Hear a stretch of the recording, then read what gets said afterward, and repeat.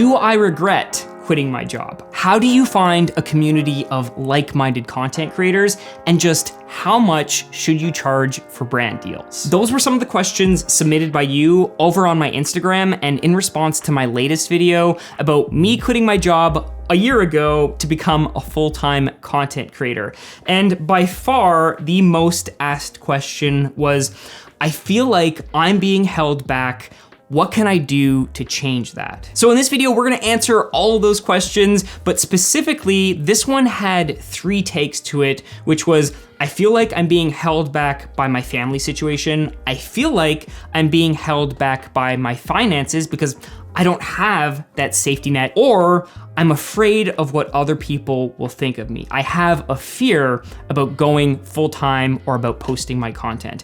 I'm gonna say if you're in that family category or you're really early on in your stage of becoming a content creator, check out Think Media or the Think Media podcast. Sean, those are his channel, has a very similar story where family was really his driving factor for starting his YouTube channels, who now he's got, millions of subscribers and all that type of stuff. If you're in the finance category, you're not sure about creating a safety net, Steve Antonioni, who is a local Toronto content creator, talks all about finances. He actually left his job without having made any money on YouTube, but he talks about safety net and saving and financial responsibility. I'll link those channels up somewhere, but the fear aspect is something I can completely relate to. I don't think so much a year ago I was afraid, maybe 5 years ago when I first started taking Instagram a little bit more seriously. But the thing was,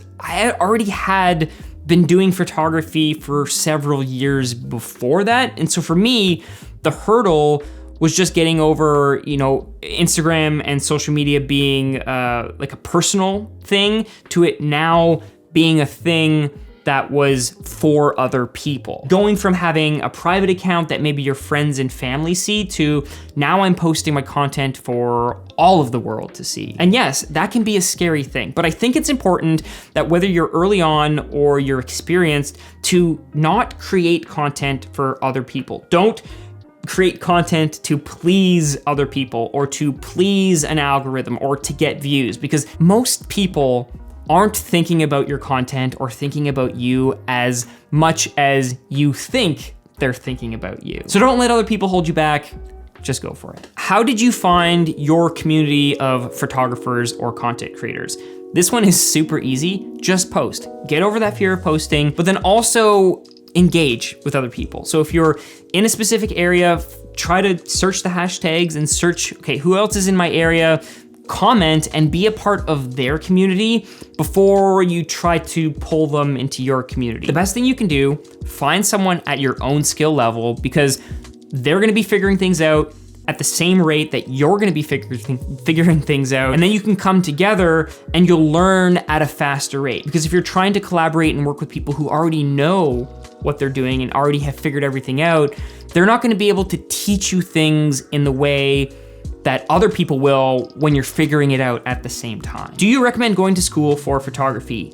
No, I believe photography, video, content creation, the skills that you need to do that, like understanding how to use a camera, are really easy to learn. Like honestly, you could probably learn the basics by watching 1 or 2 YouTube videos. The hard part is the business side of things, the marketing, the figuring out how to sell yourself as a service or as a brand. As I mentioned, I went to school for architecture. I have 2 degrees. I have my Bachelor of Architectural Science. I have my Master's in Architecture, and I had my accreditation. Right now it's on hold because I'm not practicing. But if I was to go back to school and do it all over again, I would honestly go for some sort of business or some sort of marketing degree, because I feel that's a little bit more flexible and allows you to go in a whole bunch of different routes. You can apply that to content creation. You can apply that to your photo or your video business. Is it too late to become a content creator or photographer? I'm gonna say no to both of those questions. It is definitely not too late.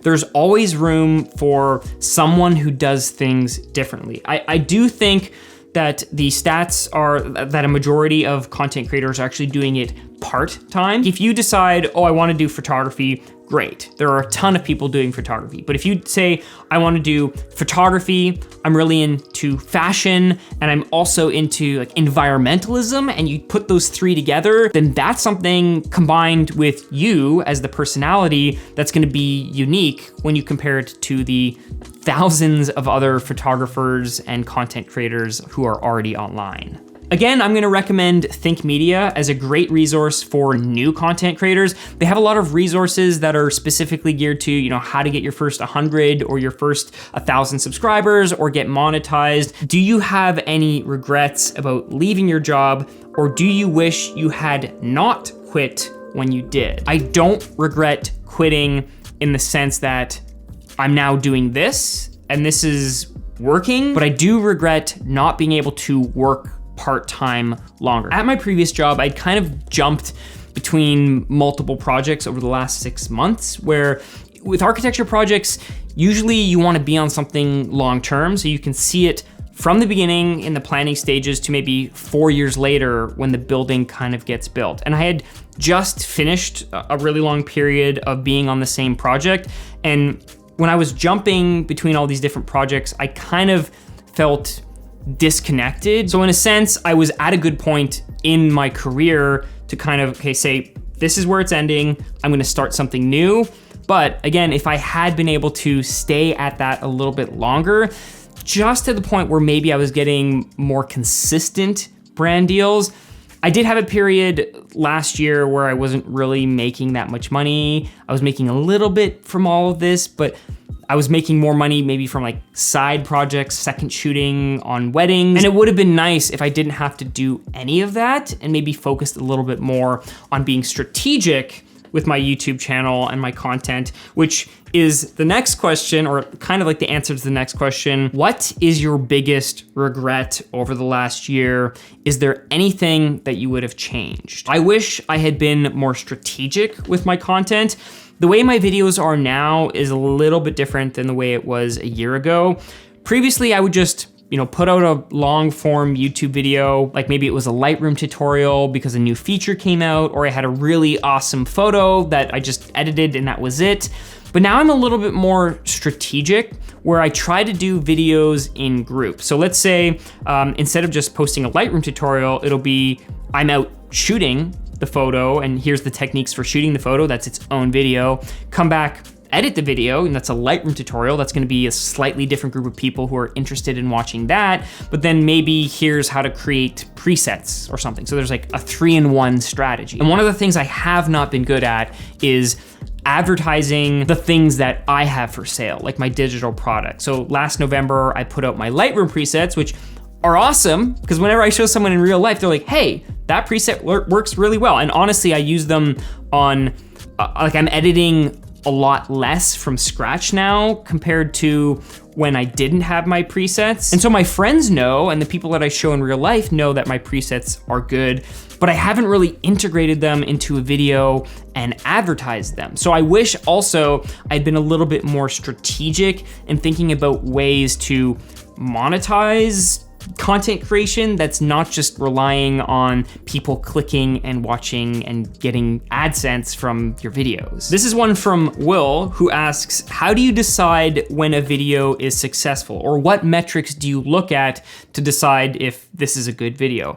For me, views are like great. That means the algorithm has picked it up. What really matters is when you comment. So if I see someone say, this video really helped me understand this, or thanks for that information, or I can really relate to this. Like all the comments on my previous video about everyone at their various stages of, hey, I've been watching you and you've been an inspiration, or this is really pushing me to move to the next step.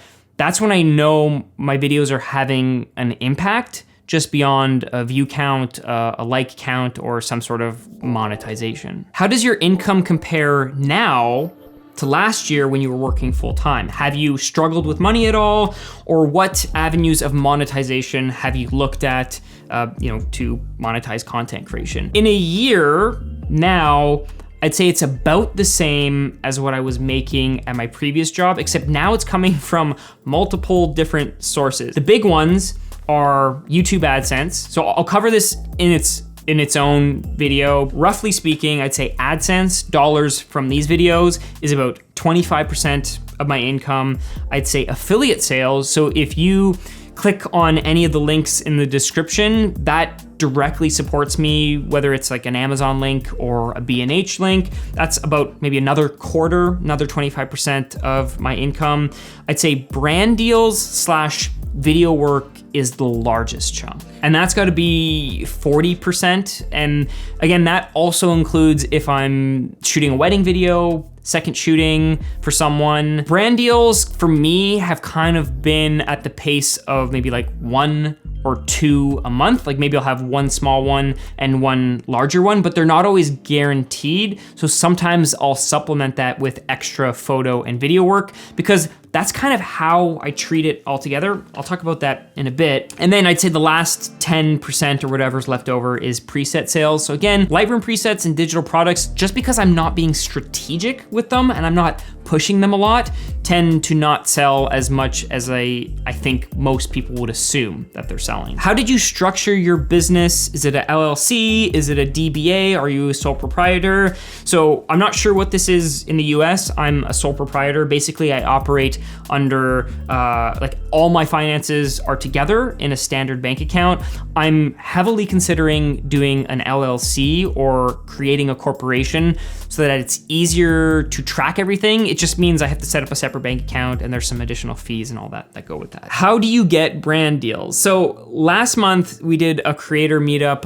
It was a Chris Howe event and I shared a little bit about this and I'll give the same answer that I did then, but it's basically to make the type of videos that you want to do with brands, but for yourself. So if you want a lens company to send you lenses and do a brand deal, then make a lens review. That's kind of like the obvious thing, but it's the way that you can prove to the brand whether or not you're gonna get views on something. Because if you pitch, like if you cold pitch an idea to a brand and say, hey, yes, send me the product, here's the idea, but you don't have like a piece of spec work essentially. And if you don't know what spec work is, it's basically when you're trying to target a specific audience or a specific market, but you don't have any example work. You basically go out and you do it for free and then send it off and say, hey, this is an example of what I could do. Now, the interesting thing with YouTube is that it's kind of just everyone is searching it. So a lot of the inbound brand deals that I have are just people finding me because a video did well. Like I have some lens reviews that I think are maybe like 100,000 or like several tens of thousands of views. So I have been sent lenses because of those videos. Or I have lighting reviews and like even lighting shorts that have gotten in the millions of views, and I'm constantly being asked, hey, here's lights, here's some tube lights, here's this. You do have to be a little bit selective because if I start talking about every single tube light that exists on the market, it's gonna confuse you as the audience. You're not gonna know which one does Anthony actually recommend. If he's just testing them all, how do we know which one is good? And I think it's okay to test them, but in terms of like which one I'm using, it's like, yeah, I'm using the aperture ones because, you know, they're kind of my favorite out of the ones I have right now and they just work with all my other lights. But usually what I'll do is if I know there's a product that you're interested in because you left a comment, I'll reach out to that brand and say, hey, look, like 100 people on my last video commented about these lens filters. Do you think you could send them? And I'll just like feature them in an upcoming video and like, we'll see what happens. Like not any sort of paid promotion, just like, hey, send them, I'll test them out. And if they're good, like we can talk more about maybe doing like a brand deal. Marquez Brownlee, MKBHD, did a great video recently where he accepted all of his brand deals that he got in a month, or at least some of them. He made a really good point at the end of his video that don't accept free products because it puts an expectation on you as the content creator that you will then make something. And then the brand now has the expectation that they can send stuff out and get free videos back. And ideally what you want is an equivalent exchange of value. One of the common responses I'll give when because I'm not a huge creator by any means. I've been doing this for a year. I'm still learning along the way, but I will get, at least one email a day, sometimes 2 or 3 or 4, where people want to send stuff. And honestly,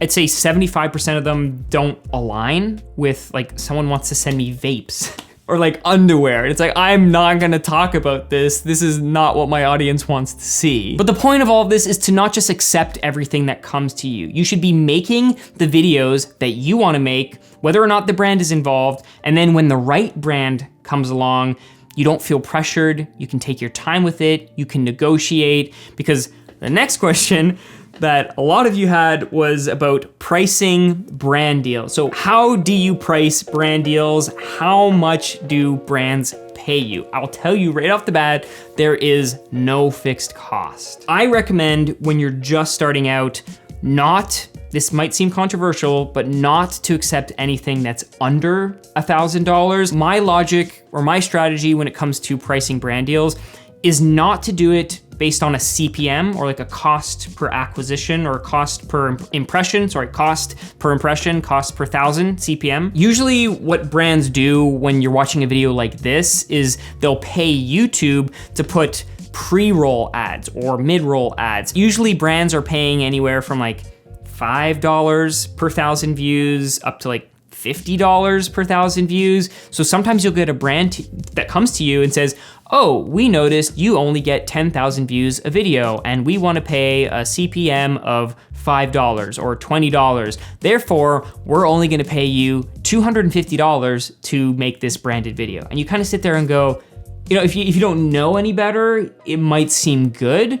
But when you realize how much work is involved, like recently, for some reason, I've gotten tons of requests to do a sit stand desk review. Like, this company wants to send me sit stand desks. And at first I was like, this is great. This could work. I could show like my content creator studio setup, feature this desk, show my computer. And so when I worked through the cost of having to make that video, like, one, I got to break down my computer setup, so that might take me a few days. I gotta rewire, I maybe gotta, buy some new accessories, maybe a new chair, because this gotta look aesthetic. I gotta film the whole thing. And when you cost it out time-wise, now you're looking at maybe like a week or 2 weeks of worth of work.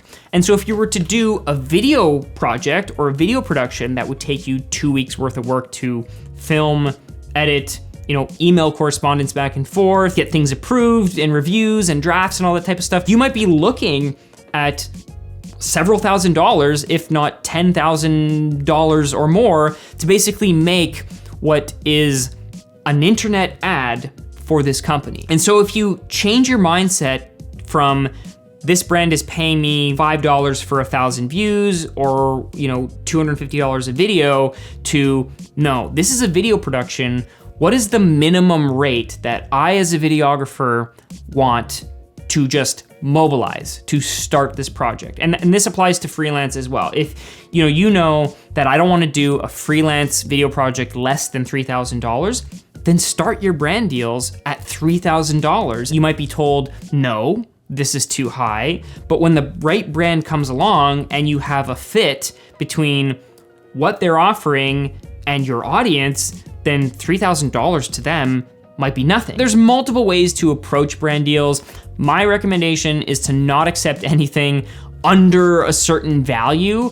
And if you feel like you're not at the place where subscriber-wise or follower-wise that you can charge that amount, then I would say you're probably not at the right point in your content creation journey to start accepting brand deals. I would wait. I would make the content that you want to make, do those lens reviews or those Lightroom tutorials, like, in my case, are the videos that do well as proof of concept that yes, you can actually get views before you jump in and start accepting random low value brand deals from just anyone who comes to you. If you want to see less formal videos like this one, where I kind of just sit down and share about a topic that I know without any of the fancy B-roll, these types of videos are a little bit easier for you to make because I don't have to go out with all the planning and all that stuff, but I do have notes here, which is helpful. If you're new here, let me know down in the comments below, what did you enjoy most? What did you learn from this video? What would you like to know more of? And if you like this video, go ahead, hit that like button and subscribe if you aren't already. Until the next one, take care. There's a fly on my light. I hit him.